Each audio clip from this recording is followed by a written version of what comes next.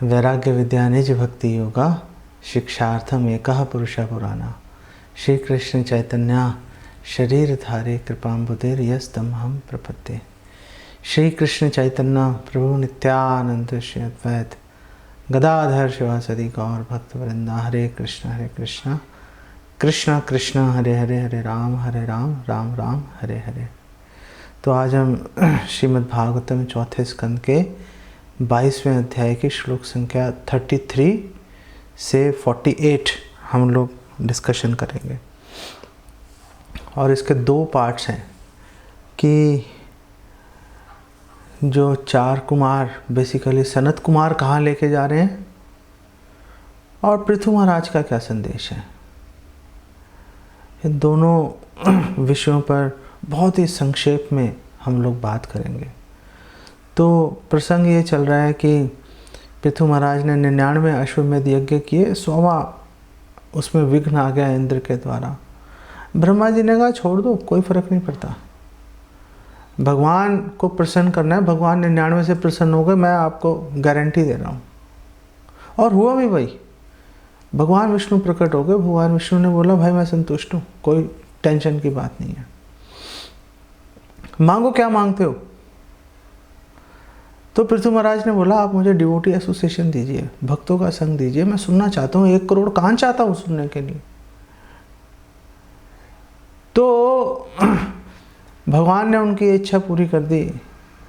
और इच्छा पूरी करने के लिए भगवान ने 4 कुमारों को, जो शिवजी के भी बड़े भाई हैं, उनको भेज दिया वहाँ पर। आप जाओ, जाकर उनको आप एसोसिएशन दो। बहुत महत्वपूर्ण है भक्तों का एसोसिएशन, बहुत महत्वपूर्ण है। भगवान ने प्रेरणा दी 4 कुमारों को कि आप जाके भैया पृथु महाराज से आप मिलो, उनको दर्शन दो। 4 कुमार पृथु महाराज से मिलने आ गए और ऐसे चमक रहे थे जैसे आग के बने हुए, ऐसे चमक रहे थे। जहाँ भी जा रहे थे वो जगह, वहाँ से पाप खत्म होता जा रहा था। इतनी शक्तिशाली, इतने पावरफुल, जैसे प्रभुपाद हैं। प्रभुपाद जहाँ भी जा रहे थे पाप को ख़त्म करते जा रहे थे, हिप्पीस को हैप्पीस बना दिया। जो लोग बचपन से मांसाहार कर रहे हैं, बड़े होते ही शराब पीना शुरू कर देते हैं, इलिसिट सेक्स, ड्रग्स, कौन सा ऐसा काम है जो नहीं कर रहे वो, और उनको ऐसे सिचुएशन में लाके खड़ा कर दिया, चाय कॉफ़ी तक नहीं ले रहे। सुबह 4 बजे उठ के सर्दियों गर्मियों मंगला आरती कर रहे हैं, भगवान के यशोगान कर रहे हैं। पूरी दुनिया के अंदर प्रभुपाद की बल पर, प्रभुपाद की दया के बल पर उन्होंने इस्कॉन का प्रचार, चैतन्य महाप्रभु की शिक्षाओं का प्रचार प्रसार कर दिया। तो क्या ऐसा हो सकता है? हाँ, हमारे सामने श्रील प्रभुपाद का उदाहरण है। श्रील प्रभुपाद ने करके दिखाया, तो 4 कुमार तो बेसिकली कर ही सकते हैं। जहाँ जा रहे थे चारों तरफ जो है पाप खत्म होता जा रहा था। और फिर एक बड़ी महत्वपूर्ण बात बोली भागवतम में। वो कह रहे हैं, भागवतम मैत्रेय मुनि बोल रहे हैं कि जब पृथु महाराज ने उनको देखा, अरे 4 कुमार आ गए, तो इतनी उत्कंठा से जाके उनके दर्शन के लिए आगे दौड़ के गए, जितनी उत्कंठा बद्ध जीव को इंद्र तृप्ति के लिए होती है। भागवतम में अन्य स्थान पर भी कहा गया है कि कितना प्रेम होना चाहिए भगवान से, कितना प्रेम होना चाहिए, उतना प्रेम होना चाहिए जितना प्रेम हमें इंद्र तृप्ति के प्रति है। जितना प्रेम एक युवक को युवती से आकर्षण हो जाता है, उसके बिना उसको दिन में चैन नहीं, रात में नींद नहीं आती उसको। ऐसा जो उत्कंठा वो अपने हृदय में उनको धारण करनी चाहिए। सब भक्तों को भक्ति में आगे बढ़ना है। तो पृथु महाराज ने उनकी भगत की, उनका स्वागत किया, उनको आसन दिया, सोने के सिंहासन पर बिठाया। पहले आग की तरह जल रहे थे, वो चमक रहे थे आग की तरह। सोने के सिंहासन पर बैठ के तो और उनकी शोभा जो है करोड़ों गुना अधिक बढ़ गई। और पृथु महाराज ने उनकी स्तुतियाँ की, उनका महिमा जो है वर्णन किया, और फिर उनका पाद प्रक्षालन किया और उसको अपने मस्तक पर उन्होंने धारण किया। पृथु महाराज ने बोला आपके दर्शन तो बहुत दुर्लभ है, पता नहीं मुझे कैसे प्राप्त हो गए, मुझे समझ नहीं आ रही कि आखिर मैंने ऐसा क्या किया कि आपके दर्शन हो गए, मुझे समझ नहीं आ रही मैं कितना भाग्यशाली हूँ। क्यों भाग्यशाली हूँ? क्योंकि जिसने एक भक्त को, एक वैष्णव को जिसने संतुष्ट कर दिया, पूरी दुनिया में ऐसी कोई वस्तु नहीं है जो वो प्राप्त नहीं कर सकता। इस दुनिया में भी और मृत्यु के बाद भी, इहलोक परलोक दोनों तरफ यही बात चल रही है। और इस लोक परलोक में तो उसको सिद्धि सफलता मिलेगी, साथ में भगवान विष्णु और शिव जी का जो है उनको कृपा भी प्राप्त होगी, केवल एक भक्त को प्रसन्न करने मात्र से, केवल एक भक्त को प्रसन्न करने मात्र से। और पृथु महाराज ने बोला कि अगर कोई व्यक्ति गरीब है, ज़्यादा पैसे नहीं है, लेकिन अगर उसके घर में भक्त आ रहे हैं तो उसका जीवन सफल है, महान है वो। लेकिन अगर कोई अमीर है, उसके घर में भक्त नहीं आ रहे, तो समझो ऐसा पेड़ है जिस पे सांप लटक रही है। जैसे चंदन का पेड़ है, जैसे चंदन का पेड़ है, कितना कीमती पेड़ है, और लेकिन सांप लटके रहते हैं उस पर। आम आदमी उसको छू ही नहीं सकता, बेकार है आम आदमी के लिए। पृथु महाराज ने बोला कि आप लोग तो बचपन से ही, आप लोग जन्म लेते ही आप लोग भक्ति में जुड़ गए थे, आप लोग जन्म लेते ही। लेकिन आप प्लीज मुझे ये बताइए कि जो बद्ध हैं, एक तो बद्ध है,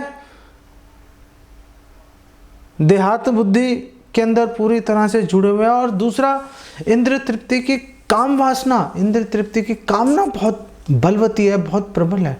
ऐसे लोगों का कैसे उद्धार होगा? ये पृथु महाराज ने प्रश्न पूछ लिया। पृथु महाराज ने बोला कि आपके मंगल अमंगल का मैं नहीं पूछना है, कि मैं उसमें टाइम वेस्ट नहीं करना चाहता कि आप ठीक हो, आपके स्वास्थ्य ठीक है। मैंने ये बेकार के क्वेश्चन आपसे पूछना चाहता, क्योंकि आप आध्यात्मिकता, आप भक्ति का पालन करने के कारण आप ये डुअलिटी से, द्वैत से, सुख दुख से ऊपर उठ चुके हो आप लोग। लेकिन मुझे ये पता है कि इस जगत से आपका सरोकार नहीं है, द्वैत से तो ऊपर उठ गए हो, लेकिन फिर भी बद्ध जीवों के आप मित्र हो, उनके प्रति आपके हृदय में करुणा भाव है, आपके हृदय में करुणा भाव है उनके प्रति।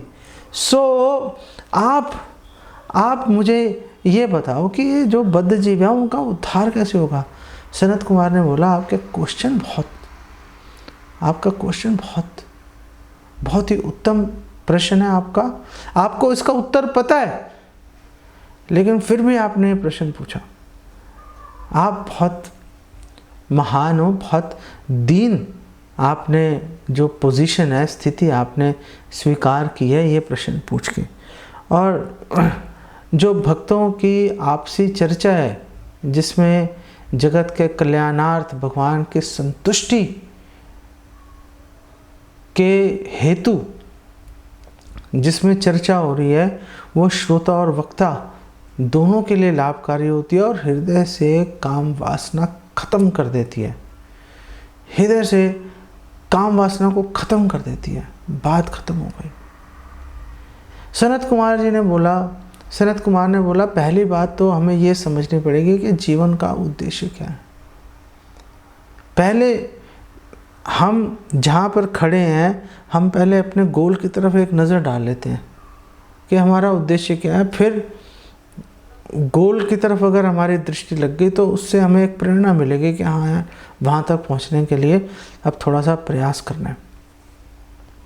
तो उन्होंने कहा 2 गोल हैं लाइफ के, एक बद्ध जीव के लिए। कौन से 2 गोल हैं? उन्होंने कहा पहला गोल तो यह है कि देहात बुद्धि से, ये जो शरीर से मैं, मेरा, ये मेरी पत्नी, ये मेरा पति, ये बच्चे, माँ बाप जो है, इससे हमारी आसक्ति ख़त्म होनी चाहिए, पहली बात। दूसरी बात उन्होंने बोला कि भगवान, परम भगवान के चरणों की सेवा करने की प्रवृत्ति हमारी बलवती होनी चाहिए। तो अब सवाल आ गया कि वो जो प्रवृत्ति है भक्ति में जुड़ने की, भगवान की सेवा करने की, वो कैसे प्रबल होगी, वो कैसे ताकतवर बनेगी, कैसे हम उसमें आगे बढ़ेंगे? तो सनत कुमार ने बोला देखो 9 काम ऐसे कर लेना जिससे कि आप आगे बढ़ जाओगे। आप भक्ति का साधन, भक्ति का पालन करो। दूसरा उन्होंने बोला जिज्ञासा करो। जो वरिष्ठ वैष्णव है, गुरु हैं, उनसे आपको जिज्ञासा करनी चाहिए और जो भी आपको उत्तर मिले, तीसरी बात उन्होंने बोला उसको जीवन में उतारो। जो ज्ञान मिला उसको विज्ञान में बदलने का प्रयास करो। चौथा उन्होंने बोला कि परम भगवान की अर्चना, उनकी आराधना, उनकी पूजा कीजिए। पांचवा उन्होंने बोला श्रवण कीर्तन करो, भगवान की महिमा सुनो और भगवान की महिमा गाओ। और ऐसी स्थिति पे आ जाओ कि अगर कृष्ण कथा नहीं हो रही, अगर कृष्ण कथा रूपी अमृत अगर हम चख नहीं रहे, तो जीना मुहाल है। पूरी दुनिया शून्यायतम जगत सर्वम गोविंद विरहिण में, पूरा जगत जो है वो शून्य दिखाई देना चाहिए बेसिकली। ये बात अपने दिमाग में लेके चलनी चाहिए। और उन्होंने बोला ये जो श्रवण है, लोग सोचते हैं कि कानों में जो है दुनिया भर के वो कुंडल और जो माताएं पहनती हैं आभूषण तरह तरह के, कान में पता नहीं क्या बोलते हैं उसको, तो जो भी है ईयरिंग्स, हिंदी में पता नहीं क्या बोलते हैं। सो कान में वो कुंडल उंडल डालेंगे तो उससे शोभा बढ़ेगी। उन्होंने कहा नहीं, कानों का आभूषण है श्रवण करना। श्रवण करेंगे तो कानों की शोभा है। अगर श्रवण नहीं किया तो बेसिकली हमारे शास्त्र कह रहे हैं सांप के छेद के बराबर हैं वो। जैसे सांप का बिल हो रहा है, वो छेद है, उसमें बस सांप घुसेगा मारने के लिए। और छठी बात उन्होंने बोली कि देखो इंद्रिय संयम करो, इंद्रिय संयम करो। इंद्रिय तृप्ति के नाम से आपके हृदय में घृणा आ जानी चाहिए। सातवां उन्होंने बोला कि अहिंसा का पालन करो। अहिंसा का पालन कैसे करो? दो तरह से, प्रचार करो, प्रचार के द्वारा आप अहिंसा करोगे। अगर प्रचार नहीं कर रहे तो हिंसा है। मौन रहना ऑप्शन नहीं है, खासकर आज के युग में जहाँ पे कलयुग बहुत तेज़ी से अपने पांव पसार रहे। अगर आप मौन रहे, अगर आपने एक्टिवली सक्रिय रूप से अगर आपने प्रचार में भाग नहीं लिया, समझ लो आप कली का साथ दे रहे हो। सक्रिय रूप से प्रचार करो। और दूसरी उन्होंने बोला अहिंसा का मतलब है, श्रील प्रभुपाद एक्सप्लेन कर रहे हैं, आचार्यों का, जो शास्त्र संगत जो आचार्य हैं उनके अनुगत होना, उनकी शिक्षाओं का पालन करना। और आठवां उन्होंने बताया कि द्वैत को सहो, सुख को भी सहो, दुख को भी सहो, मान को भी सहो, अपमान को भी सहो। ना विचलित हो जाओ, ना खुशी से उछलना शुरू कर दो। जो सुख की घड़ी आई है बीत जाएगी, दुख की घड़ी आई है बीत जाएगी। अपना निर्विकार भाव से अपना जीवन यापन करते रहो। और नौवां उन्होंने बोला कि अपने जीवन को बहुत ही सरलता से, सादगी से अपने जीवन को बिताओ। कोई बहुत लंबे चौड़ी सुख सुविधाएं इकट्ठी करने की आवश्यकता नहीं है। हर एक भक्त के लिए सुख सुविधाओं का मिनिमम क्राइटेरिया अलग हो सकता है। जिस तरह के समाज में वो रहते हैं, जिस परिवेश में रहते हैं, गांव में रहते हैं, शहर में रहते हैं, आमदनी क्या है। ऐसा नहीं है कि हर व्यक्ति जो है बिल्कुल बिना बिजली पानी के रहना शुरू कर दे। जैसा जितना आप कर सकते हो उतना अधिक से अधिक प्रयास करना चाहिए करने के लिए। और फिर सनत कुमार ने बताया कि क्या क्या काम नहीं करने चाहिए। और सबसे पहली बात उन्होंने बोली कि देखो कामी व्यक्ति जो कामुक है, स्त्री संगी है, जो ऐसे व्यक्ति का संग मत करो। और ऐसे व्यक्ति का संग भी मत करो जो ऐसे व्यक्ति का संग कर रहा है। मतलब कामुक व्यक्ति का संग तो करना ही नहीं है,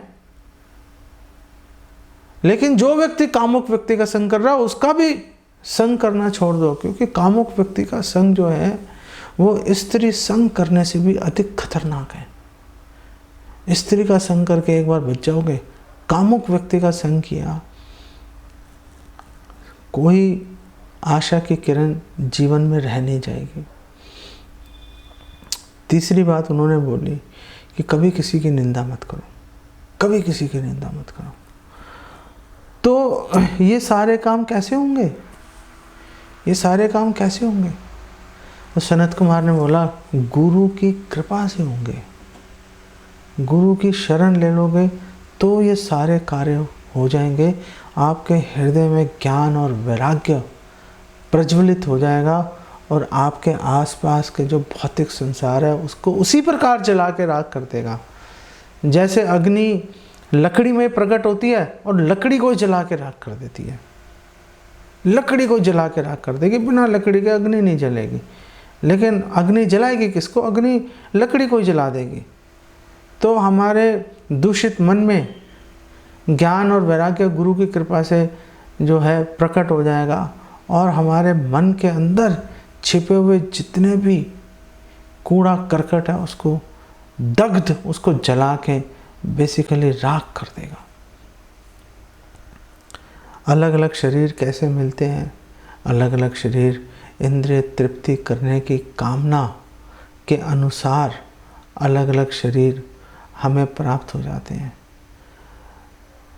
लेकिन अगर आध्यात्मिकता में अगर आगे बढ़ गए फिर वो व्यक्ति इनसे प्रभावित नहीं होता। फिर तो उसके मन में केवल भगवान को संतुष्ट करने की भावना ही उसके अंदर बलवती हो जाती है। भौतिक संसार में जो लोग हैं वो तो केवल यही सोचते रहते हैं कि पैसा कैसे कमाएं और इसको इंद्रिय तृप्ति में कैसे लगाएं, बस इसी बार में दिमाग लगाते रहते हैं। लेकिन सनत कुमार ने बोला कि देखो जब बुद्धि जड़ हो जाएगी भौतिक इंद्रिय तृप्ति के बारे में सोचते सोचते, तो जड़ शरीर प्राप्त हो जाएगा, जड़ शरीर प्राप्त हो जाएगा। यम यम वापि स्मरण भावम त्यजयन्ति अन्त्य कलेवरम तम तम में व्यति कौन्तेय सदा तद भाव भाविता।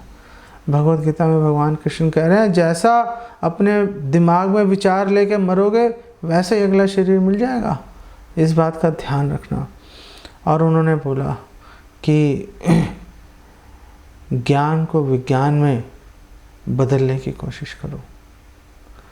तो पृथु महाराज ने पूछा ये विज्ञान क्या है?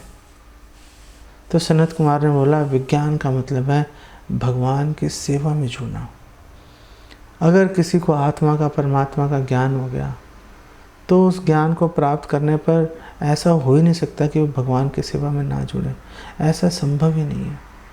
इसका मतलब ये भी है कि अगर लोग भगवान की भक्ति में नहीं जुड़ रहे हैं, भगवान की सेवा नहीं कर रहे हैं, इसका मतलब उनके पास ज्ञान की कमी है, उनके पास ज्ञान से रहित हैं वो लोग पूरी तरह से।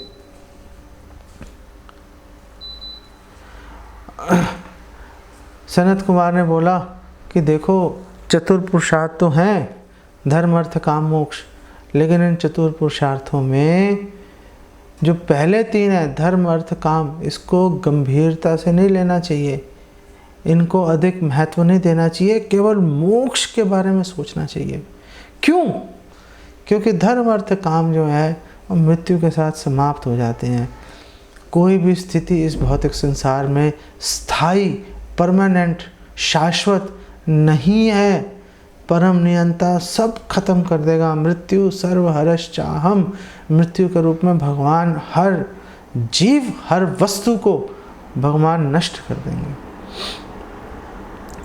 और सनत कुमार ने बोला कि इसीलिए हे पृथु, हर जीव का यह कर्तव्य है कि वो हृदय में स्थित परमात्मा को जानने का प्रयास करे। वो परमात्मा जो चर और अचर दोनों जीवों के साथ में हमेशा मौजूद रहते हैं, हमेशा उनके साथ रहते हैं। और उन्होंने बोला कि देखो जो जीव है, जीव तो सूक्ष्म और स्थूल शरीर से घिरा हुआ है।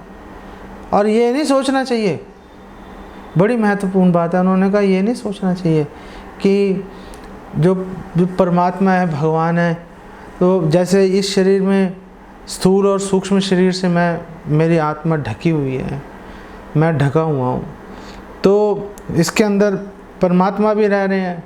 तो जैसे मैं स्थूल और सूक्ष्म शरीर से ढका हुआ हूँ, ये नहीं सोचना चाहिए कि भगवान भी वैसे ढके हुए हैं। भगवान हमेशा दिव्य हैं। भगवान जीव के साथ रहते हुए भी भगवान कभी भी स्थूल सूक्ष्म शरीर से, कभी भौतिक प्रकृति से कभी प्रभावित नहीं हो जाते। और उन्होंने बोला तम नित्य मुक्त परिशुद्ध विशुद्ध तत्वम, भगवान हमेशा मुक्त और पूर्णतः विशुद्ध तत्व हैं भगवान। तो लेकिन उनको जान कैसे सकते हैं? उनको जानने का तरीका क्या है? आप ये तो बताइए। एक तरफ बद्ध जीव है, एक तरफ मुक्त जीव है। बद्ध जीव मुक्त भगवान को कैसे जान पाएगा? सनत कुमार ने बोला विवेक के द्वारा। आप बार बार उनका चिंतन करोगे, अपने हृदय में उनके बारे में सोचोगे, शास्त्रों की शिक्षाओं में, शास्त्रों में जो उनके बारे में जानकारी दे रखी है, भगवान के गुणों के बारे में जानकारी दे रखी है, उस पर मेडिटेट करोगे, उस पर विचार करोगे, चिंतन करोगे, बार बार मुहुर मुहुर, जैसे भगवद गीता में संजय बोल रहे हैं कि मैं इतना अद्भुत संदेश सुना है, इस पर बार बार विचार करने का मेरा मन कर रहा है, मुहुर मुहुर। सो ऐसे हमें बार बार चिंतन करना पड़ेगा, तो जाके हम भगवान की दिव्य आध्यात्मिक स्थिति को हम समझ सकते हैं। और यहाँ पे श्रील प्रभुपाद कह रहे हैं कि इस श्लोक के द्वारा ये भी पता चल रहा है कि जो मायावादी हैं वो कहते हैं ना कि जो निर्विशेष ब्रह्म है उसके अंदर जो है आत्मा परमात्मा में कोई भेद नहीं होता, ये सब भेद भ्रम है, ये सांप रस्सी वाला खेल है। श्रील प्रभुपाद कह रहे हैं ये बात यहाँ पे कट रही है। और कठ उपनिषद और श्वेताश्वतर उपनिषद में भी ये श्लोक बोला गया है, समाने वृक्षे पुरुषो निमग्नो अनीशया शोचति मुह्यमानः जुष्टम यदा पश्यति अन्यमीशमस्य महिमानम इति वीत शोका। इति वीत शोका, वो शोक से मुक्त हो जाएगा। अरे कौन मुक्त होगा? उन्होंने बोला समाने वृक्षे पुरुषो निमग्नो, एक पेड़ है उस पर दो पक्षी बैठे हैं, लेकिन जो पुरुष है, जो जीव है, वो निमग्न है, वो उस पेड़ के ऊपर मीठे और कड़वे फल खाने में पूरी तरह से जुड़ा हुआ है वो। और जो साथ में एक पक्षी बैठा हुआ है उसकी तरफ कोई ध्यान नहीं दे रहा, वो कोई ध्यान नहीं दे रहा। और आगे इसमें बताया जुष्टम यदा पश्यति अन्यमीशमस्य, अगर उसने एक बार अपना मुख घुमा के जो साथ वाला पक्षी है जो कि स्वयं परमात्मा है, अगर उनकी तरफ देख लिया, विमुखता से सम्मुख हो गया, तो फिर वो जो दुख झेलता हुआ जो पक्षी है, जो जीव है, वो सारे दुखों से, सारे कष्टों से पूरी तरह से मुक्त हो जाएगा, पूरी तरह से मुक्त हो जाएगा। तो ऐसा कभी नहीं हो सकता कि आत्मा परमात्मा एक हो जाए, वो ऐसा कभी संभव नहीं है। और सनत कुमार ने बोला कि देखो, क्योंकि भगवान जीव के साथ एक ही शरीर में रह रहे हैं, इसका मतलब ये नहीं है कि भगवान जीव के बराबर ही हो गए। भगवान हमेशा श्रेष्ठ रहेंगे, सुपीरियर भगवान हमेशा रहेंगे। ये जो बात है कि एक स्थान पे रहते हैं, एक स्थान पे रहते हुए इकट्ठे सेवा करते हैं, फिर भी सीनियर सीनियर होता है, जूनियर जूनियर होता है, गुरु गुरु होता है, शिष्य शिष्य होता है। एक साथ एक स्थान पर रहते हुए ऐसा नहीं है कि जो गुरु है वो शिष्य के बराबर ही हो जाएगा, ऐसा संभव नहीं है। गुरु शिष्य के बराबर नहीं हो सकता। गुरु हमेशा शिष्य से श्रेष्ठ रहेगा, इसमें हमें कभी भी कोई हमें शंका नहीं होनी चाहिए। तो फिर पृथु महाराज ने बोला कि अगर ये बात है तो फिर कर्तव्य क्या है? वो जो जीव है उसका फिर कर्तव्य क्या है? तो सनत कुमार ने बोला कि जो श्रेष्ठ है, जो नीच व्यक्ति है उसको श्रेष्ठ व्यक्ति को सरेंडर कर देना चाहिए, उनकी शरण ले लेनी चाहिए। इसी तरह से हम सब बद्ध जीवों का कर्तव्य है कि हमें गुरु और कृष्ण की शरण लेनी चाहिए। लेकिन ये जो शरण लेने का मतलब क्या है, तो सनत कुमार जी ने बोला शरण लेने का मतलब है सेवा करो। अगर प्रेम करते हो तो सेवा करो। प्रेम के अंदर निष्क्रियता का कोई स्थान नहीं है। प्रेम के अंदर तो जो प्रेमी व्यक्ति है वो तो अपना सब कुछ लुटाने के लिए तैयार हो जाता है। अरे तो जब हम सेवा करेंगे उससे क्या होगा भाई? जब हम सेवा करेंगे तो उससे क्या होगा? तो सनत कुमार ने बोला कर्म आशयम ग्रथितम, कि जो जीव है वो जो कर्म और आशय, जो सकाम कर्मों की, और आशय मतलब काम वासना की, डिज़ायर्स की, जो ग्रथितम, जो बहुत ही जटिल जो गांठ बंधी हुई है उसको खोल के उस पर विजय प्राप्त कर लेगा, वो उस पर विजय प्राप्त कर लेगा। ये आसान नहीं है, ये आसान नहीं है।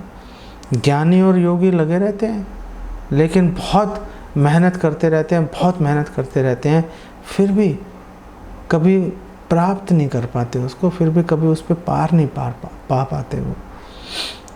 और उन्होंने बोला कि ये जो इंद्रिय तृप्ति का जो वेग है, जो इंद्रिय तृप्ति का वेग है, ये तो एक बहती हुई नदी के वेग के बराबर है।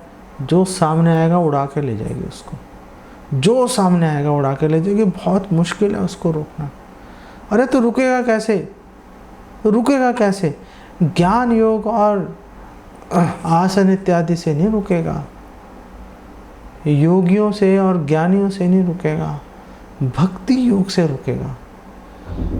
भक्ति योग से रुकेगा। भक्ति योग के बल पर वानरों ने इतना बड़ा राम सेतु बना दिया। आप नदी की बात कर रहे हो, उन्होंने समुद्र पर बांध बना के दिखा दिया उन्होंने। भक्ति योग में बहुत ताकत है, उसमें नदी इत्यादि कोई सामने कोई उसकी कीमत नहीं है, उसका कोई महत्व नहीं है। अगर भक्ति योग में जुड़ जाएंगे तो तुरंत हृदय में ज्ञान और वैराग्य अपने आप उत्पन्न हो जाता है। भागवतम 1:2:7 में बोला गया है, वासुदेवे भगवती भक्ति योगा प्रयोजिता जनयति ही आशु वैराग्यम ज्ञानम च यत् अहेतुकम्, कि एक बार भगवान वासुदेव की भक्ति में जुड़ गए, जनयति ही आशु, जनयति पैदा हो जाएगा, आशु मतलब बहुत ही जल्दी। वैराग्य और ज्ञान बिना किसी कारण के, कुछ करने की जरूरत नहीं है। ज्ञान और वैराग्य के बारे में नहीं सोचेंगे, केवल भगवान की भक्ति पे फोकस करेंगे, अपने आप जागृत हो जाएगा। कैसे? आखिर कैसे जागृत होगा ज्ञान और वैराग्य? कैसे जागृत होगा? कोई लॉजिक भी तो होना चाहिए। सब लीला पे थोड़े ना बात आके टाल देंगे, कोई लॉजिक होना चाहिए।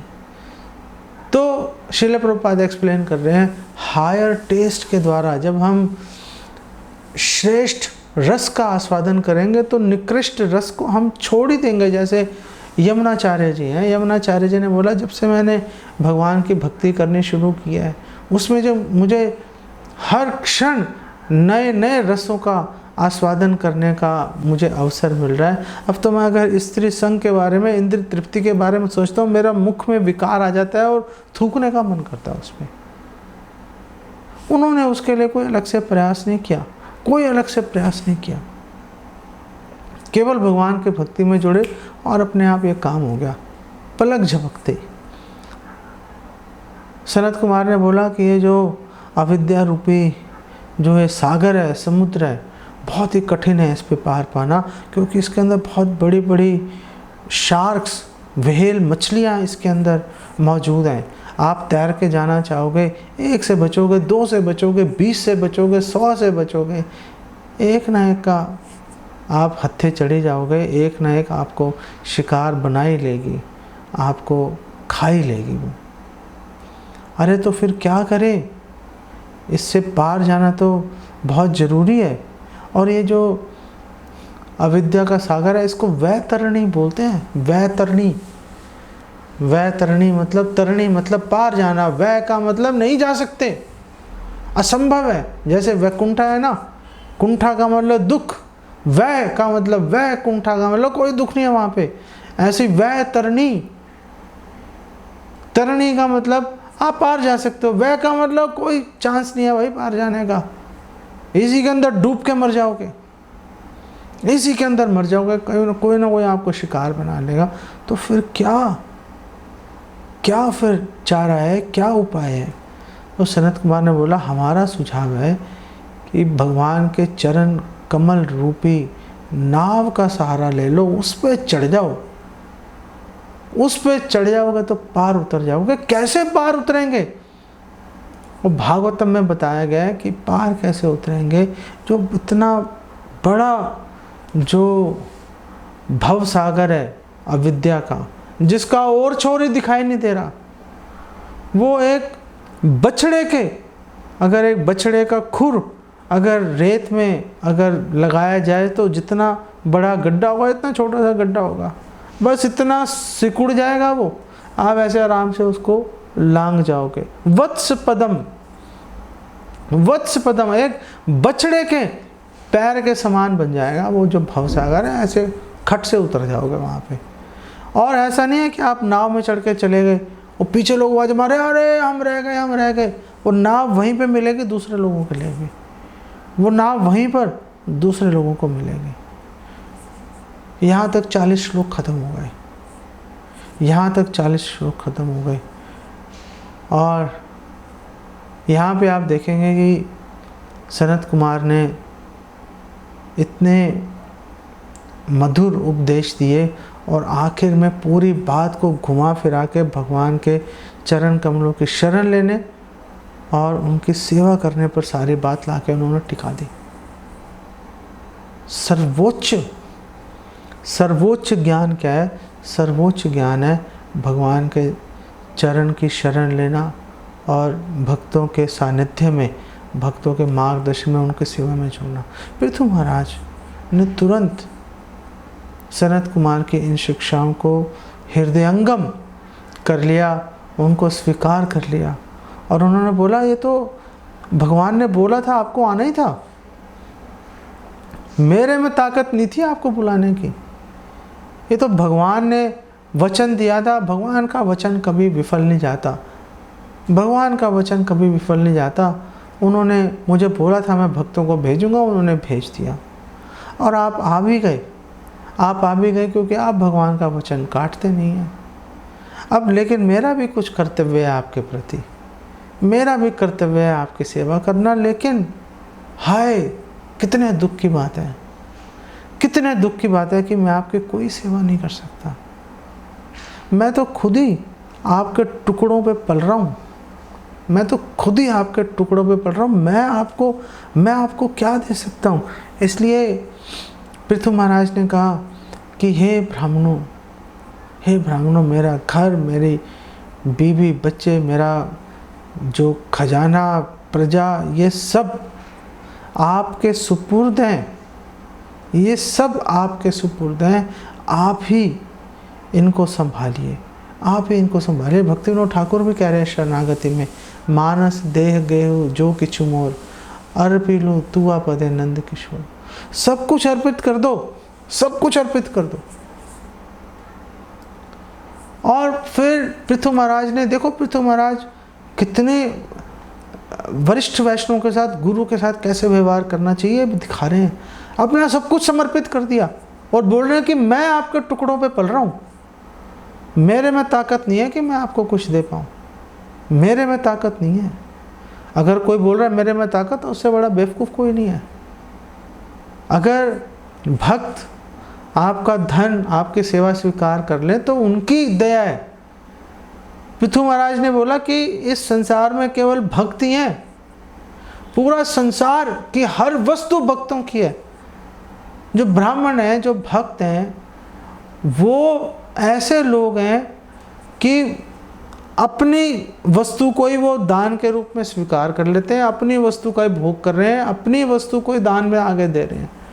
किसी के अंदर ताकत नहीं है कि वो एक ब्राह्मण को या भक्त को दान में कुछ दे दे या उनकी सेवा कर दे। हर वस्तु ब्राह्मणों की पहले से ही है, हर वस्तु ब्राह्मणों की पहले से ही।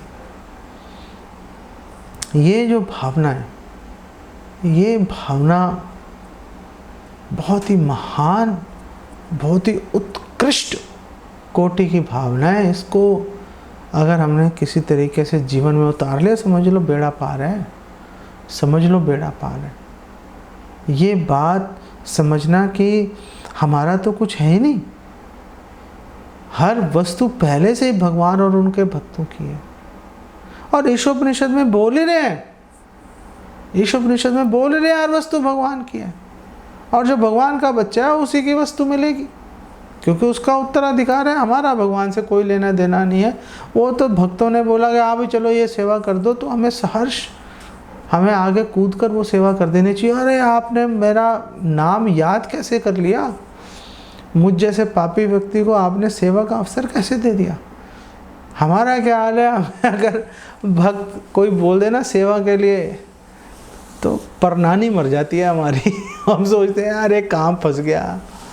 हम दुनिया भर के बहाने ढूंढते हैं और कोशिश करते हैं कि वो भूल जाए कि उसने हमें सेवा दी थी। और भक्त भी ऐसे होते हैं कि भूलता नहीं है, लेकिन उसको कहते भी कुछ नहीं है, चल कोई बात नहीं, बेचारा मजबूर होगा, नहीं कर पाया, कोई और तरीके से सेवा, इसको किसी और तरीके से सेवा में लगाएंगे। उनको ज़रूरत नहीं है, उनको ज़रूरत नहीं है सेवाओं की। लेकिन अगर सेवा में नहीं लगाएंगे तो कल्याण कैसे होगा। किसी ने उनको भी सेवा में लगाया था, आपको सेवा में लगा के वो अपना कर्जा उतार रहे हैं। तो हमें भक्तों, अगर भक्त हमें सेवा में लगाएं तो हमें, जैसे पृथु महाराज इसको अपना सौभाग्य समझ रहे हैं, हमें भी उसको अपना सौभाग्य समझना चाहिए और बढ़ चढ़कर हमें भगवान के व्यवहारिक सेवा में भाग लेना चाहिए। ये दो शिक्षाएं इस प्रसंग से हम इसको ले सकते हैं। ये पकड़ लिया तो समझ लो आपको ये अध्याय, ये शिक्षा आपको समझ में आ गई। इसको यहीं पे विराम देता हूँ। जगत गुरु श्रील प्रभुपाद की जय।